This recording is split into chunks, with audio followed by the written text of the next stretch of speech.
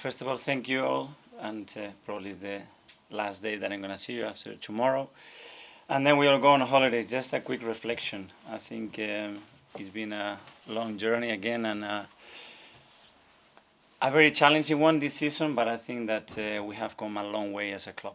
And as a team, I think we have transformed the energy, the vibe, and the expectation of this football club again. And we've done together, showing incredible unity between the staff, the players, everybody involved at the club, and especially with our people, which has been incredibly supportive throughout the season, especially in difficult moments. And now I can sense that I have the hope and the expectations to move this club to the place that it deserves. We've done it the way we predicted with the project that we set a year ago, with a lot of young players, with the senior players helping, and with our crowds again in our stadium, and with a real sense of connections around the place.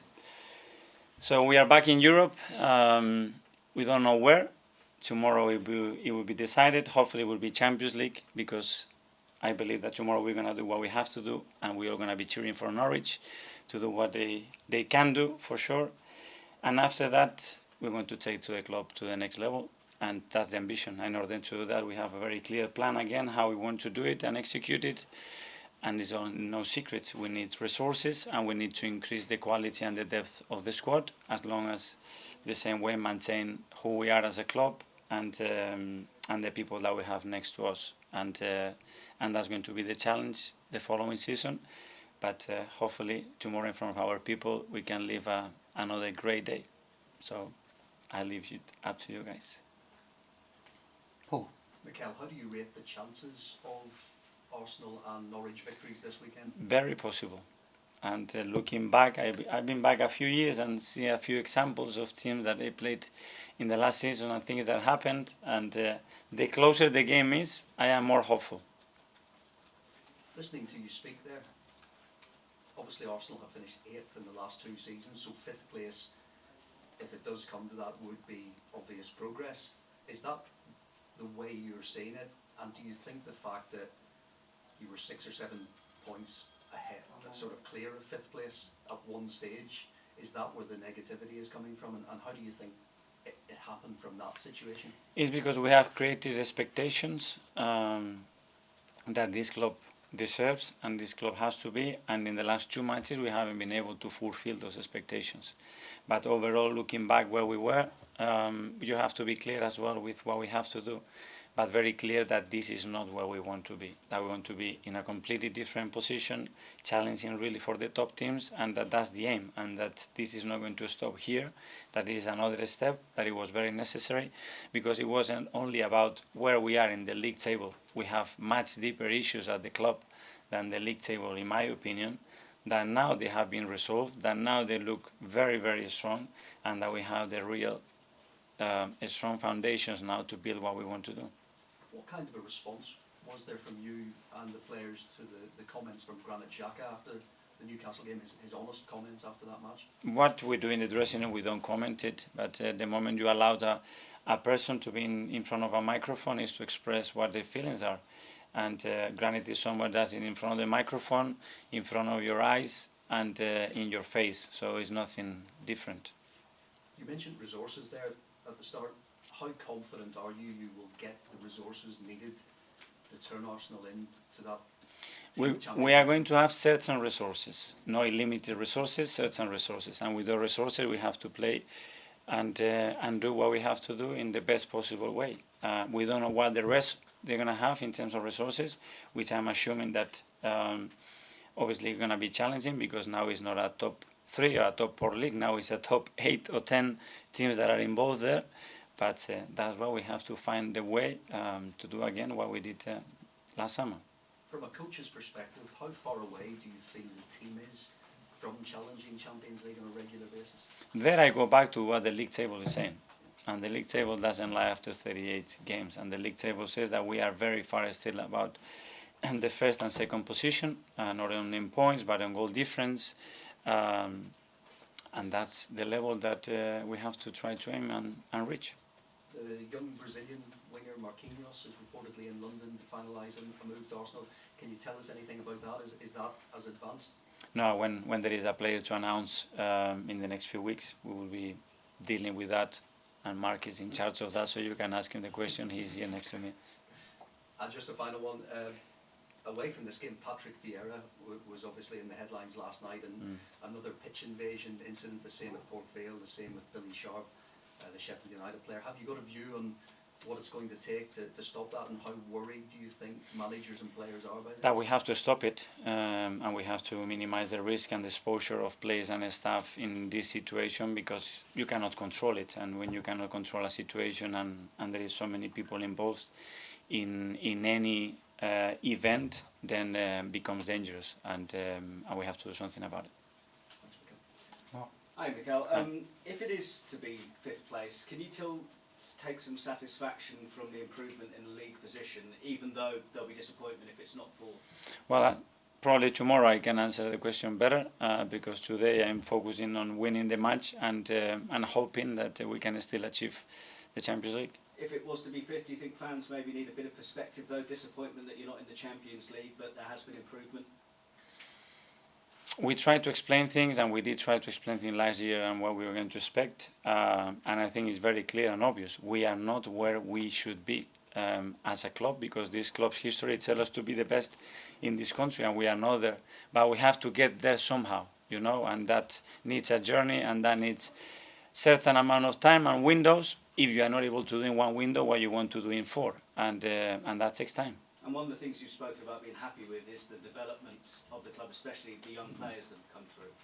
Everybody, the development of the culture of the club, development of the people, and how they live their profession and the club, the connection we have everybody inside the organization, players with the staff, with ownership, with board, and obviously what is unquestionable is what you see and the atmosphere that we play at home and away with our fans, which the people has been here for 10 years, said that they haven't lived that connection in that period. So I think that's something to be extremely proud as well, and that's credit to everybody involved at the club. Looking at Everton, what did you make of their turnaround against Palace last night? I was watching it yesterday, and that gives me more encouraging about what can happen in the last day at Norwich, because this happens only in this league, and this is what it makes this league such an incredible league, because in many other countries, when there is nothing to play for, you don't see that type of performances. So we are hoping that something special can happen. The pressure will be off Everton now. Is that a good thing or a bad thing for you going into Sunday, do you think? Well, playing the last game against a team that can be relegated, obviously mentally is very tough, because you know the consequences. You are a professional, but they are your colleagues, and nobody wants to be in that position. So yeah, you get a little bit of relief in that sense. And just finally from me, what did you learn from the defeat at Everton earlier on this season, when they came from behind in that one, obviously? Well, what different things that you learn in every football match that you learn. It was obviously a match that we had in some control in some phases, that we lost control. Obviously, we know where we did it, we analysed it, and tomorrow hopefully is different. Thanks, Mikel. Thank you. James? Mikel, Granit suggested in that interview, and I'm sorry for the language here, but he said that some of his teammates didn't have the balls to play for Arsenal. Is that accurate? Well, you have to ask the question to him exactly what he meant, or who was pointing at. The comments are clear, and then it's down to, okay, who is directed to, if it's somebody, or if himself. Did he overstep the mark in that interview? I prefer today not to comment too much on that, but when you allow people to speak in front of the media, you have to allow them to say what they feel, and unquestionably, and knowing Granit, that's what he felt. Is that something you've talked to him about since Monday? We always talk. Just finally, for me, just looking ahead to the summer in general, City have bought Haaland, United are going to have a new manager, Chelsea are probably going to have a new owner, Conte apparently wants 6 players at Spurs. How competitive is this transfer market going to be in general? I think the league has never been that competitive. So the numbers that you could produce 6 years ago in this league, today you are out of Europe. It's as simple as that. So we know that, and the plan that we have is in order to be able to compete with these teams. But we don't know which resources other teams they have to be. We know that other teams are already starting from a different position because they are in a different moment. But we still need to have the aim to do that, because if you don't, where do you end up? Just looking back, I don't want to do that. So we will need to find ways to be able to compete with them, like we have done this season, because nobody expected us to do, or with the squad that we had, the expectation that we had. You spent, I think, 140 million last summer. Have you got the resources to spend a similar amount this summer? It's not only about that amount. If you see the wages that we have and we had, is night and day. So it's not about what you're spending. It's about what you have sold, what you have done. We had 28 players, and then we end up with 19 players in the squad. So it's about the total overall expenditure, because that figure, if not, is completely irrelevant, because what is the total annual cost of the squad that you are building? Thank you. Paul? Yeah, sorry, Mikel, just one more. Gary Lineker has tweeted that he's hearing there's a food poisoning outbreak at Tottenham, and that he's not joking. I just wondered if you had any thoughts on that? I don't know anything about it.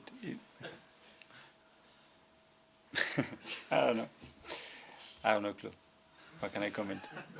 Charles? Hi, Mikel. There's obviously been a lot of sort of focus on what Arsenal did or didn't do in the January transfer window since Monday. Do you look back on that now and think you maybe got it wrong, the approach to the January window, in terms of pushing the club on for a top four spot? No. Does what you didn't do in January put you in a much stronger position for this summer when it comes to the transfer? Everything that we did, it was trying to reach the objective that we had after January, where it was to try to be challenging that top four, and what was the way that we were going to do it, and financially be stable and be in a position that coming January or coming the summer, we could allow ourselves to do certain things and don't be completely locked. But would you have wanted to do something in January? Did you try and were sort of told from above? Yeah, if you give me 6 players, I go in the transfer market and you bring me these 6 players. In the summer as well, we can do that and have 25 players to select, the best 3 strikers in the world. Bring them here. I will coach them. I will be so happy to coach them. One last one. Hi, Mikel. I know you mentioned at the start the foundations in terms of like style of play, and everyone's kind of seen that grow throughout the season. One trend, I guess, has been sometimes when that control's been disrupted early on, it takes a while to kind of respond to that. I was wondering, is that an experience thing or something else in terms of coming up with solutions? It can be a lot of factors, and it's how we deal with moments when we lose that control and we are able to reset and take the game into the direction that we want, and finding different ways in order to do that. It's down to that. It's about the leadership of the team. It's about the understanding of certain situations in the game, not to continue to put the game into that mood, I would say, and we're always working on it. Is that, so that mood, would it be like more emotional decisions coming into play, or would it be... Sometimes it's emotional, sometimes it's about the structure, sometimes about the first pass that we pick to make to provoke certain things, sometimes about in which territory we want to play the next 5 minutes, and it's more related to game management. It's for different reasons. It's really difficult to pick just a thing. Thanks, Art. That's the end of the broadcast.